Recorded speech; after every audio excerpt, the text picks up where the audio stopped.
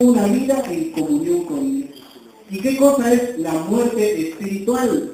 Miren, la muerte espiritual es una vida, porque es vida, es una vida consciente en separación de Dios.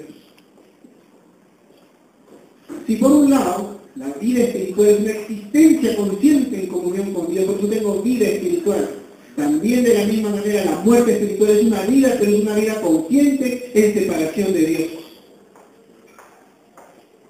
Estás con vida, pero al mismo momento estás muerto. ¿Es posible? Sí es posible.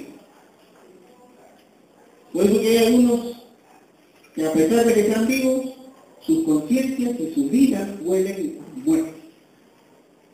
Y aquí el Señor dice, ¿qué cosa? Que están muertos en sus delitos y pecados. Pero existo, ¿sí? Existes, pero estás muerto para comer. Entonces, en los dos casos, la muerte, ¿cómo se presenta? Como la consecuencia penal por el pecado. Por causa de nuestro pecado, ¿qué cosa es lo que viene? La muerte. Y muchos se encuentran bajo esa condición. Nuestros familiares que no conocen al Señor, y muchos que vienen aquí a la iglesia que todavía no le han entregado su vida a Cristo. Porque así como hemos cantado, hay que entenderlo. Límpiame, cámbiame, restáurame, transforma mi vida o quién, o Cristo. Porque nadie más puede transformar nuestra vida. Nadie más puede operar en nosotros ese gran cambio, solamente el Señor. Y si hay algunos que en esta mañana todavía no han experimentado esa transformación en sus vidas, entonces necesitan pedir al Señor porque esta es su condición de muerte. La segunda la encontramos en el versículo 2. La segunda la encontramos en el versículo 2, que es siguiendo la corriente de este mundo y sus disoluciones, en los cuales también anduvimos en otro tiempo. Siguiendo la corriente de este mundo, conforme al príncipe de la potestad del aire, el espíritu que ahora opera en quienes, en los desobedientes. ¿Dónde opera este espíritu de error? En los desobedientes. ¿Siguiendo qué cosa? La corriente de este mundo. Para los primeros que están sin Cristo, ¿cuál es su condición? Que están muertos. Pero hay esperanza, por supuesto. En el versículo 1 dice, a pesar de que la muerte vino a todos los hombres por causa del pecado, y el pecado es, la muerte es la consecuencia penal por el pecado, el versículo 1 dice, pero Él vino a darnos vida, y Él dio vida a vosotros. Versículo 2,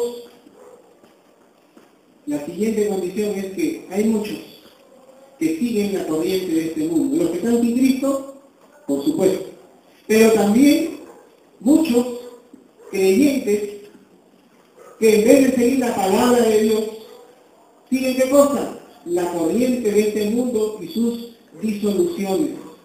Porque el mundo nos presenta cantidad de cosas. El mundo nos presenta todo.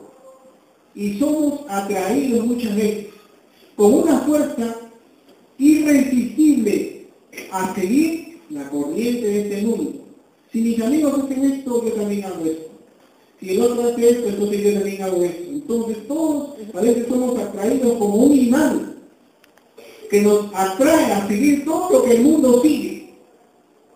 Entonces, como hay discotecas, y nuestros jóvenes que quieren ir a las discotecas, no, mejor hay que hacer discotecas cristianas, ¿verdad? Hay que hacer discotecas cristianas, pero mejor le ponemos música cristiana y no vendemos trago ni cigarros ni nada. Entonces, ¿para qué? Ahí los jóvenes no se pierdan. ¿Dónde dice eso la Biblia? No dice para nada. Pero algunos lo han hecho, sí lo han hecho y sí lo hacen.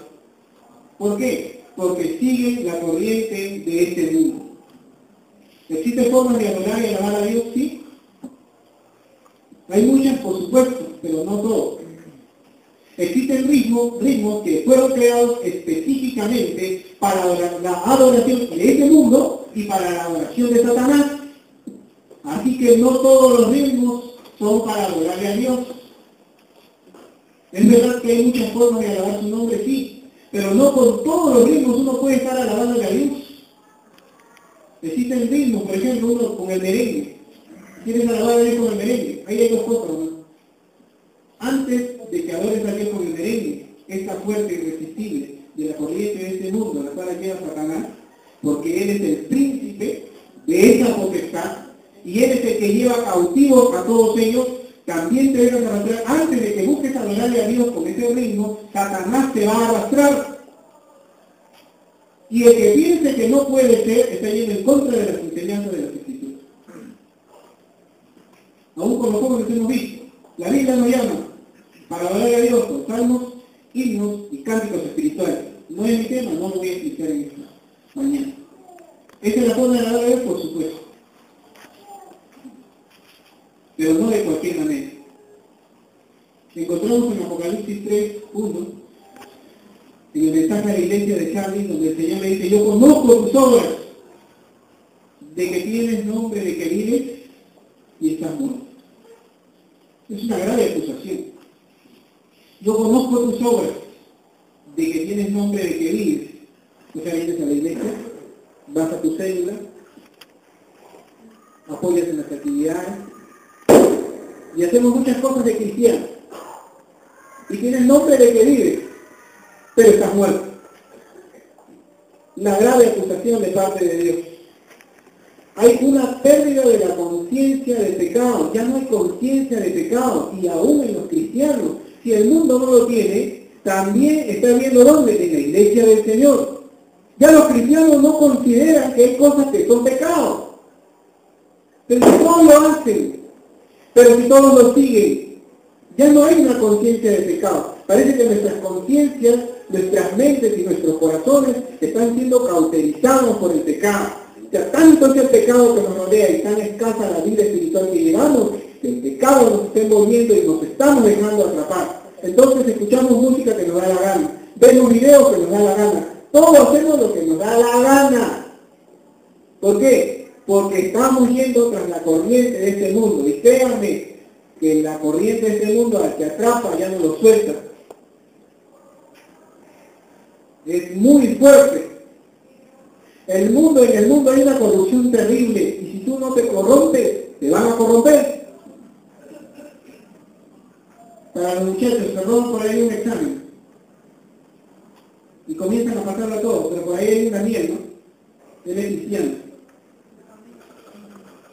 Cristiano, ¿no? Él es cristiano y dice: no voy a ser cristiano.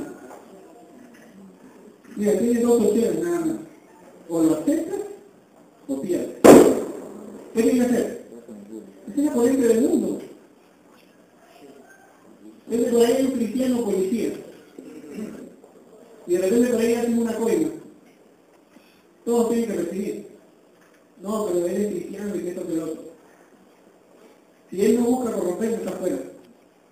Y no se va a convertir con el capitán, con los grandes. Si no estás con nosotros, estás afuera. Así es el sistema de este mundo. Y cantidad de cristianos que quieren irse así. No, pero ¿qué hago? ¿No? Así es lo que pensamos. Por eso acá estamos viendo las condiciones en las cuales Dios, no el pastor, no cualquiera, Dios nos retrata. Y Dios dice que en esta mañana muchos nos estamos yendo tras las disoluciones de este mundo, tras la corriente de este mundo. Y hay muchas cosas que no consideramos que es pecado. Ya pecamos nada más así. Hermanos, y la raza humana es una raza que va camino a la degeneración. Y vamos a verlo en Romanos capítulo 1, versículos del 21 al 27. Romanos capítulo 1. La raza humana es una raza que está en proceso degenerativo. ¿Cómo es, no? Los cristianos, ¿cómo vamos? Subiendo. Pero hay algunos que van bajando y bajando. Nosotros como creyentes nunca debemos parar. Debemos anhelar la santidad de nuestra vida y de permanecer firmes para el Señor. Y debemos anhelar subir. Pero hay algunos que están bajando y y bajando. Están de bajada. Nadie lo sabe. La raza humana es una raza en proceso degenerativo. Estamos en proceso de degeneración. ¿Y cuáles son los pasos a seguir para llegar a esta degeneración? Romanos capítulo 1, versículos 21 al 27. Pues habiendo conocido a Dios, ¿hemos conocido o no hemos conocido a Dios? Amén, ¿verdad? Pero el primero, no le glorificaron como a Dios. El primer paso es no glorificar. Si tú no le glorificas a Dios, entonces tu vida está camino a la degeneración. Lo más terrible que puede haber en un cristiano es no alabarle al Señor, no glorificar su nombre. Y si no hay eso en nuestra vida, si no hay eso en una iglesia, esa iglesia está camino a ¿qué? A degenerarse, a desnaturalizarse. Está camino a la ruina. Segundo, dice, no le glorificaron como a Dios, ni tampoco le dieron gracias. La falta de gratitud. Señor, me ha bendecido en esto, me ha bendecido en otro, pero te has sentado ahora, te has posado delante de Dios a darle gracias. Venimos acá delante de la presencia de Dios antes de venir acá, más que venir como un privilegio, lo vemos como una carga. Todos los domingos hay que ir. Porque no buscamos estar agradecidos con Dios. La falta de gratitud. Si no glorificas a Dios, y si no le das gracias a Dios, entonces tu vida está camino a la degeneración. Estás en un proceso degenerativo. Estás camino a la ruina. Tercer paso. Sino que se envanecieron en sus razonamientos. Después de esto, ¿qué es lo que viene? El envanecimiento de la razón. Entonces hay algunos de que creen que están bien con Dios solo porque hacen ciertas cosas. O porque a veces solamente tenemos ciertos títulos. Entonces, porque ya tengo el título de general, o de ingeniero, o por ahí de doctor, viene ¿qué cosa? El envanecimiento de la razón. Nuestra razón y nuestros pensamientos comienzan a ser vanos, comienzan a envanecerse. A veces porque creemos ya que sabemos mucho. Creemos que ese conocimiento nos va a llevar a la presencia de Dios. Hay que conocer, hay que aprender, por supuesto, pero sobre todo hay que vivirlo y hay que aplicarlo. Cuarto, y su necio corazón fue entenebecido. ¿Cuál es el cuarto paso? Después de que nuestra razón se envanece, es que viene la oscuridad intelectual. Todos nuestros pensamientos se hacen oscuros. Ya a lo bueno le dices malo y a lo malo le dices bueno. Ya no sabes discernir entre el bien y el mal. Tu mente como creyente ya está oscura, ya no eres capaz de poder dar buenos consejos, porque das consejos, como ya tu razón se ha envanecido, comienzas a brindar consejos de acuerdo a lo que tu razón te dice, y ya no de acuerdo a lo que la palabra de Dios te dice. Comienzas a dirigir tu vida de acuerdo a la oscuridad ya que hay en tu mente, y eso se llama perversión. Cuando la mente se comienza a oscurecer, cuando el creyente se comienza a pervertir, ya no glorifica a Dios, no le da gracias a Dios, se envanecen sus razonamientos, y lo otro que viene es que su mente comienza a oscurecerse. Ya no es la luz de la palabra de Dios y el Espíritu Santo el derrotero en su vida, sino es ahora él mismo, la corriente de este mundo, y aún, escucha bien, el mismo Satanás puede estar detrás de tus pensamientos. Porque hay muchos creyentes que piensan como el diablo. No, pastor, ¿qué está hablando? Muchos cristianos que piensan como el diablo. ¿Ustedes quieren ver un ejemplo en la Biblia? No se acuerdan cuando Pedro le dice al Señor, el Señor Jesús estaba hablando de qué cosa, de que él tenía que ser entregado en la cruz. Y él iba a morir por nuestros pecados, que era necesario que el Cristo padeciese y que sea crucificado, muerto y al tercer día iba a resucitar. ¿A quién le convenía? A nosotros. Y Pedro con todo el corazón, ¿qué le dijo? Pero Señor, de ninguna manera esto te acontezca. ¿Y qué le respondió Jesús? Apártate de mí, Satanás. ¿A quién le habla en ese momento? ¿A Satanás? Después le habló a Pedro, porque no pone su vida en Pedro, en las cosas de Dios, sino en las cosas de nosotros. Cuando comenzamos a direccionar nuestras vidas sin la palabra de Dios, haciendo a un lado al Señor, lo que comienza a venir a nosotros es lo peor, hermanos. Lo peor es tener al Señor a un lado. Seguimos. 5, versículo 22. Profesando ser sabios, se hicieron ¿qué cosa? Necios. La soberbia. ¿Cuántos soberbios hay?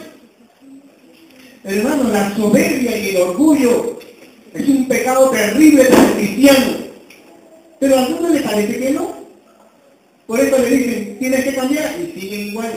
Tienes que cambiar, siguen iguales. ¿Cuántos soberbios hay?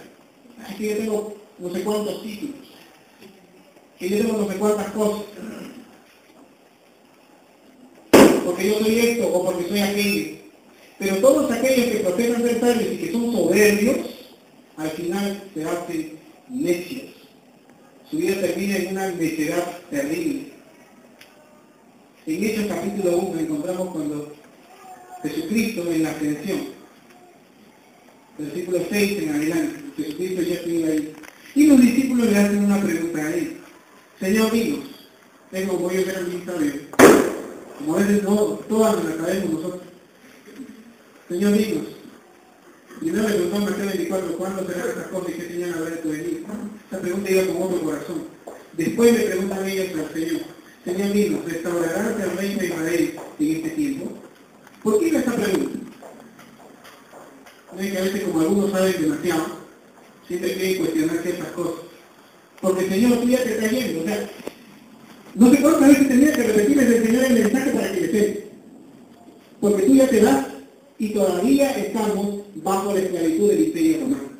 No es que, porque la escritura decía, la ley de Moisés y todos los libros de los profetas decían que cuando venga el Mesías, como él es el Mesías, nos iba a libertar. Y todavía estamos en esclavitud. No nos hemos libertado. Y parecía que no entendían. Cuando el Señor Jesús vinieron a tentarle, maestro dinos, ¿con qué autoridad haces estas cosas? No es que ellos saben mucho, pues querían cuestionar a Jesús. Y Jesús les responde a ellos. Les da la respuesta no, les responde con otra pregunta. Dinos, ¿quién es la nueva forma de bautizar? Dios o los hombres. No, ellos son los sabios, pues. Y el versículo me da el nombre, si decimos esto o aquello, ¿cuál lo tiene por profeta? No sabemos con qué autoridad, entonces no sabemos quién es la forma de bautizar. Entonces yo tampoco les digo a ustedes con qué autoridad está otro. Pilato y todos sus títulos como procurador romano. Y grande, ¿verdad? Y Romano le dijo a Jesús, antes de que sea crucificado, ¿no sabe que yo tengo autoridad para dejarte libre para crucificarte? Es una soberbia. ¿Qué le dijo Jesús? Sobre mí no tiene ninguna autoridad si no te daba de morir. Y volviendo a Hechos 1, 6, ahora hacen esta pregunta a Jesús. Todavía no ha sido restaurado el reino de Israel. Todavía no ha sido restaurado. Todavía seguimos bajo esa esclavitud.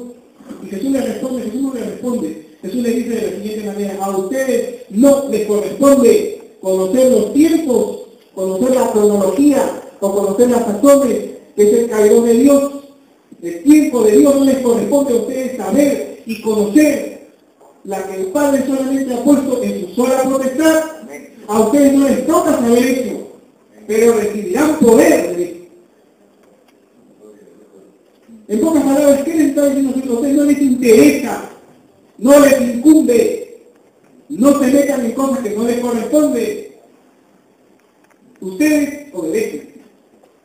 Ustedes cumplan con lo que yo les he dicho y recibirán poder. Eso era lo que ellos tenían que estar mirando. No tanto el de saber si Dios iba a restaurar en ese momento a Israel o no, sino que hay que obedecer. Ese es el mensaje. Hay que obedecer. Señor, pero yo quisiera cuando Green va a aumentar y vamos a construir. Ahí. Eso hay que dejarle al Señor. Nosotros, ¿qué tenemos que hacer? Obedecer. ¿O qué crees que te va a responder el Señor? No, mi hijito, espera. Algunos no hacemos, ni siquiera ni cumplimos la palabra y queremos todavía que Dios nos diga ciertas cosas. No, así no funciona. O sea, Dios no es nuestro mensajero para que nos diga, cada vez que tengamos una duda, ahí tenemos la palabra, pero no quiere leerla, no queremos estudiar. ¿Cómo quieren que el Señor nos hable? No, es que estamos esperando recibir una revelación desde arriba. Estamos esperando que un ángel descienda y nos hable y ahí, eso es soberbia. Y todos aquellos que profesan ser sabios, no solo los que lo dicen, sino los que los practican, se hacen la siguiente cosa, necios. Sexto paso para la degeneración. ¿Cuál es? Miren, la apostasía. Versículo 23. Y cambiaron la gloria del Dios incorruptible en semejanza de imagen de hombre corruptible, de aves, de cuadrúpedos y de reptiles. Y por supuesto, esto sigue siendo consecuencias de una vida degenerativa, de una vida que busca no agradarle al Señor. Ya deja de comenzar a honrarle y darle la gloria a Dios, porque no le glorifica, no le das gracias, se está envaneciendo tus razonamientos, viene oscuridad intelectual a tu vida, viene la soberbia a tu vida, y el sexto paso, ¿cuál es? Automáticamente lo que viene es, ¿qué cosa? Que comienzas a apostatar de la fe. Y dice, pastor, apostatar de la fe, por supuesto, el ejemplo. Ya no le glorificas a Dios, no le das gracias. Ahora tienes otros dioses. El trabajo, la televisión, el fútbol antes que Dios, la chismosería para las mujeres antes que Dios. Comienzas a tener otros dioses. El Facebook, el Twitter para otros, el Internet, la pornografía para algunos. Comienzan a haber otros dioses en tu vida y sin darte cuenta. ¿A quién le estás entregando toda tu vida? A esas cosas. Comienzas a apostatar. Y cambiaron, dice, porque no era así. Y cambiaron porque ellos, habiendo conocido a Dios, ¿qué cosa hicieron? Cambiaron la gloria de Dios incorruptible y han hecho de su vida material sus propios dioses. Comenzando a honrar y dar culto a esas cosas antes que al Creador, el cual es bendito por los siglos de los siglos. ¿No es eso acaso un pecado grave? Pero uno dice, no, pues, pero... ¿acaso tengo que estar levantando mi mano? Usamos la libertad que Dios nos da como pretexto para vivir en libertinaje. Es que todo es cuando nos conviene. Así a veces estamos. Y por último, después de todo esto viene una consecuencia terrible, que es la degeneración sexual. Versículo 24. Por lo cual, también Dios los entregó a qué cosa? A la inmundicia. Aquí terminan parando. ¿Por qué algunos son expulsados? Porque después de seguir todos estos pasos, lo único que queda, ¿qué cosa es? Que se terminen también degenerando sexualmente. La degeneración moral dentro de nuestra sociedad es terrible. Y dice, ¿qué cosa? Dios les entregó a la inmundicia en las concupiscencias de sus corazones, de modo que deshonraron entre sí mismos sus propios cuerpos. Ya que cambiaron la verdad de Dios por la mentira, honrando y dando culto a las criaturas antes que al Creador, el cual es bendito por los siglos de los siglos. Por esto, esta es el pago y esta es la consecuencia.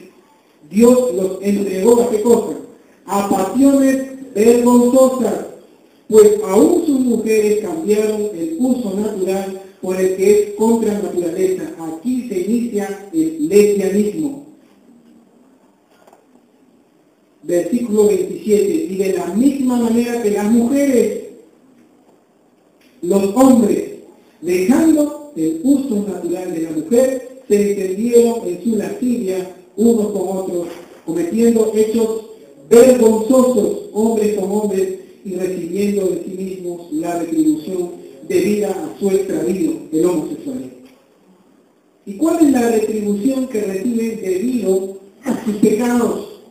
El SIDA, las enfermedades de transmisión sexual y cantidad de cosas que vienen como pago por causa de sus pecados, como consecuencia, y otras más. Si quieren llegar a estos límites, ¿qué es lo único que hay que hacer? Deja de venir a la iglesia. Deja de darle gracias a Dios. Deja de honrarle y glorificarle, deja de orar, deja de leer la palabra. Y te aseguro de que así puedes terminar. Es lo que nosotros reclamamos, así es que Dios lo dice y lo establece. Cuando se pierde, uno no para hasta llegar a las peores condiciones. Tercera condición. Versículo 3 de Efesios.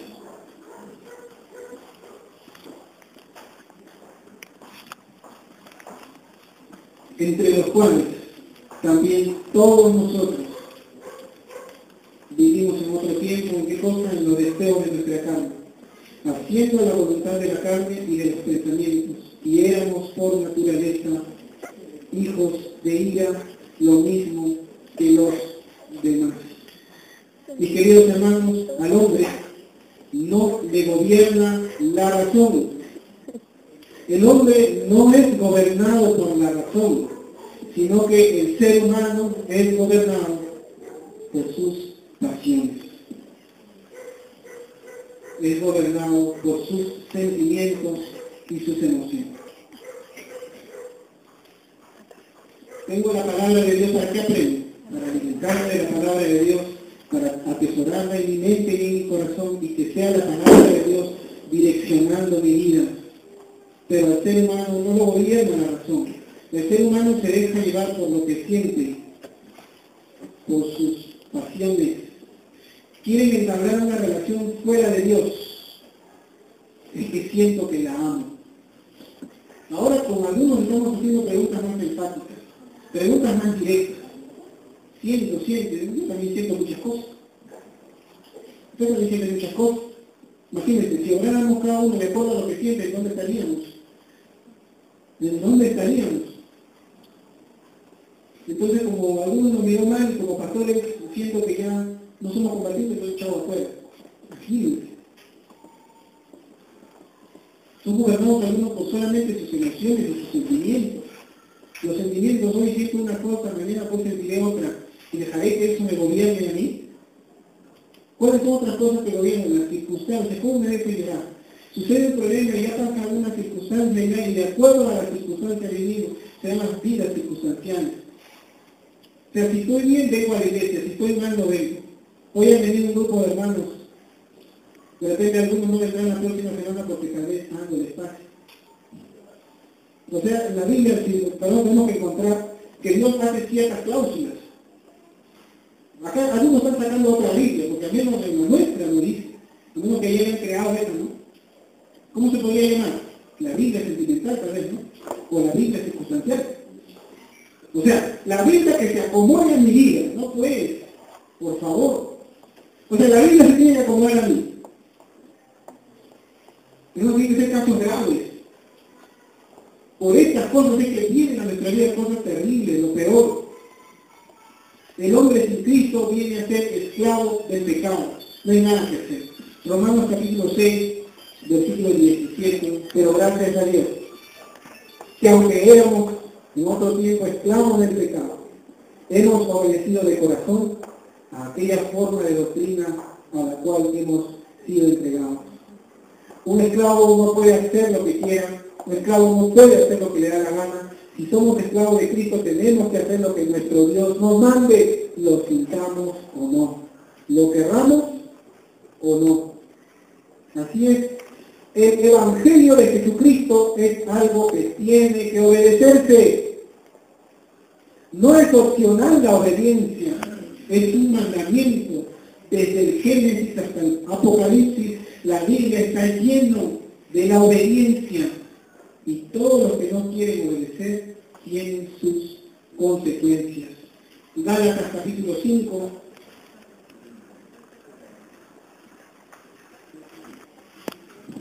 Gálatas capítulo 5, versículo 16.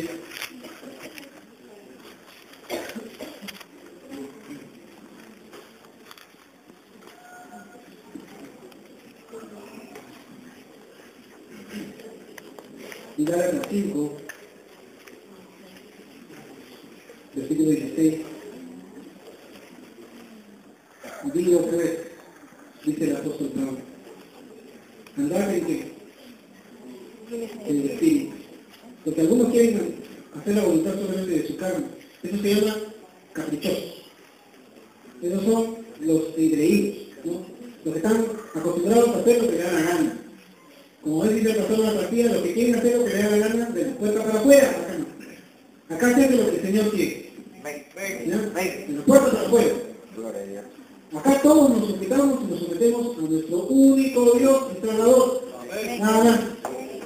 ¿Sí? Por eso la Escritura, andad en el Espíritu y no debes buscar satisfacer o buscar complacer los deseos de la carne.